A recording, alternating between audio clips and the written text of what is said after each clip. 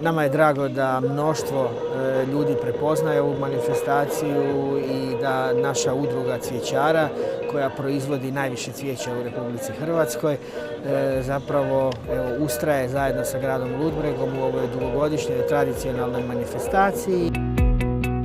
Stranice, vrtnice, karanfile. Pelargonije, zonalke, peltatum, znači viseće pelargonije, jednostruke, duple, petunije. Sklopili smo sve male poljoprivrednike iz ovoga kraja, smo se udružili u zadrugu, zato kad smo htjeli da budemo bolje plasmanu na tržištu. To nije samo odnosno cvijeće živo cvijeće koje se uzgaja u teglama, nego tu ima i drveća ukrasnoga, ima i popratnih sadržaja, ima i poljoprivrednih proizvoda, ima i proizvoda za cvijećare, za plastenike, staklenike.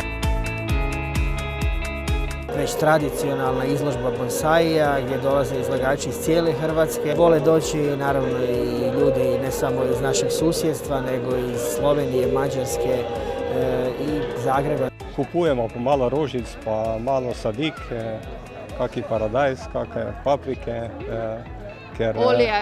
Olje bomo tudi nekaj nabavili, pa mogoče še obešank par je. Nastojimo prezentirati i naš grad, predstaviti ga malo dalje od naših granica i u tome uspijevamo.